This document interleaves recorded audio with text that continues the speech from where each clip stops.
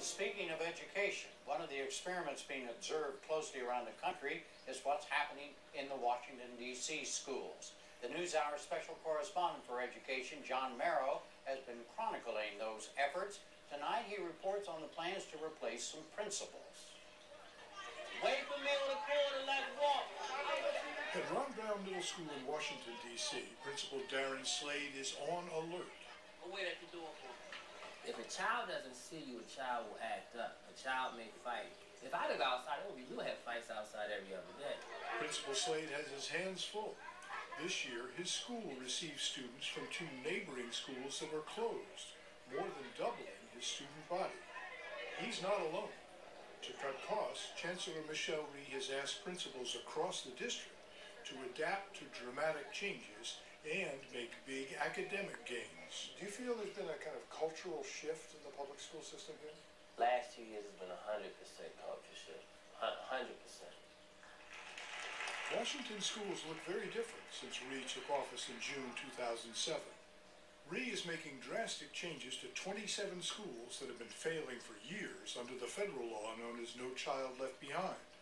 And this summer she closed 23 under-enrolled schools for good, relocating about 3,000 students and 400 teachers. Michelle Rhee has been warned that trying to do too much too fast could actually damage an already failing system. But the Chancellor seems to have only one gear forward and one speed, all out. She's often asked what she counts on to ensure success. Her answer never varies. People. Human capital, absolutely.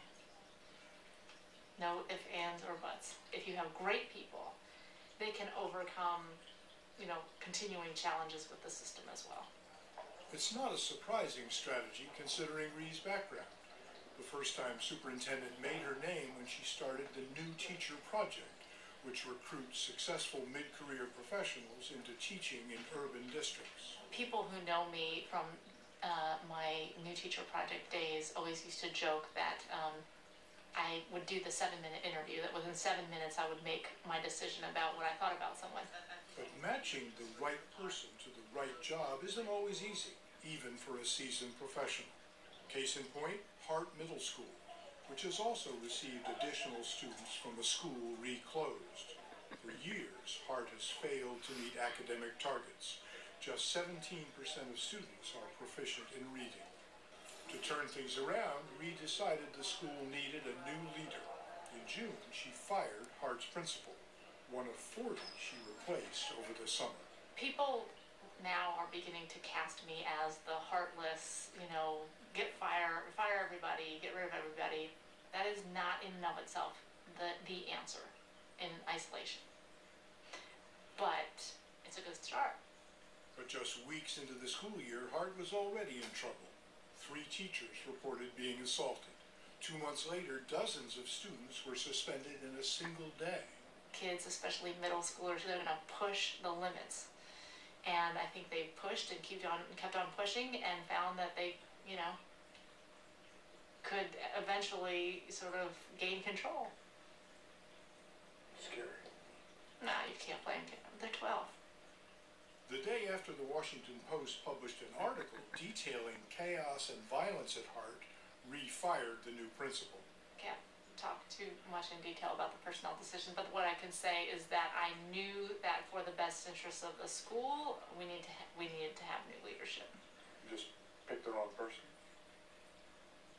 No. Are you saying I made a mistake? Absolutely. I made a mistake. She's hoping she made a better decision with Principal Slade at Ron Brown Middle School. He's grappling with similar challenges, rock-bottom test scores, an influx of new students, and ongoing changes mandated by No Child Left Behind. When Rhee met with Darren Slade, who'd been the principal at Ron Brown for 2 years, she wasn't sure whether she would keep him on. In the first few minutes I thought, well, he's very mild-mannered. He wasn't really didn't have a lot of energy. It wasn't very forceful. First period, But Slade has experience. He's merged schools before. Rhee decided to grant him a 3rd year as principal at Ron Brown. Day 1, when the students came in, we addressed them as one group. We laid down the law. We let them know our whole focus was instruction, and we're not going to tolerate anything else. 6, 5, 4. Rhee's office provided 2 assistant principals, 2 deans, and 40 additional security cameras, new this year in many schools, allowing Slade and his assistant principals to monitor every inch of the building. Students want to come to a school where they feel safe, so if a child knows everything is on camera, they're not going to assault somebody, they're not going to break into somebody's locker. That type of thing doesn't happen because students know if they do it, they're going to get caught. So far, there haven't been any major problems with discipline, but Rhee says it's not the cameras that make the difference. We have lots of other schools with lots more cameras. There is no order in those schools. That school is under control because Slade has it under control. But a safe school won't be enough to guarantee Slade a job next year. Less than 25% of students at Ron Brown are proficient in reading and math. You can send me to any school and I think we'll be able to improve and turn around the school as far as discipline and management. But that instructional piece has always been the biggest challenge. Rhee has asked Slade to raise scores by 10% by the end of the year, which would start to move the school off the No Child Left Behind failing list. I think the biggest challenge that that Slade faces is how is he going to drastically improve the quality of teaching that's going on in the classrooms every day. To meet his target, Slade is using the same strategy he used to restore order in the hallways, a constant presence. He drops in at least once a week. Like, you'll see him. Any period, any day. Slade spends much of his day observing teachers, checking that lesson plans are geared toward material and skills that will be tested. Sometimes he asks teachers to observe each other. We would go into the classroom and not only talk about what we didn't see, but really talk about what we did see and what we thought that was what they were doing great in that classroom. Hey, where do you live? And Slade, a former teacher, leads by example. When we visited, we found him teaching this English class, All right.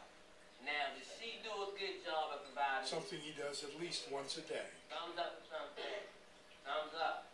It gives me a stronger foundation and more power and more legitimacy when I talk to teachers about instruction. Whatever you're teaching, you need to assess that the students understand it was real. Slade basic regularly stuff. discusses testing data with teachers, looking for ways to improve instruction. But he doesn't think that everyone can be helped. If you're a football team and you're losing half of your game, there's something wrong with the coach, there's something that may be wrong with the players, so you have to make adjustments. Like Rhee, Slade believes that success depends on hiring better people. He expects to replace at least 6 of his 40 teachers by next fall. Teachers are feeling the pressure. A lot of times it feels like people are coming in to see where you messed up or to document how you messed up. And it's really hard when you're, trying everything you can to be this great teacher for the kids. Every teacher has, at Ron Brown has, 125 kids who are counting on them. And what happens in our schools while they're here will make or break what their futures look like. They're not the only ones with their jobs on the line. There's no doubt as an administrator in my mind, if I don't produce it, I'm not going to make it. People feel a little stressed out. They feel a lot of pressure, but that's good. Pressure is good. Michelle Rhee will have to wait until students are tested in late April to find out if her strategy is working. In his next report, John returns to the other major school reform story he's been following in the New Orleans public schools.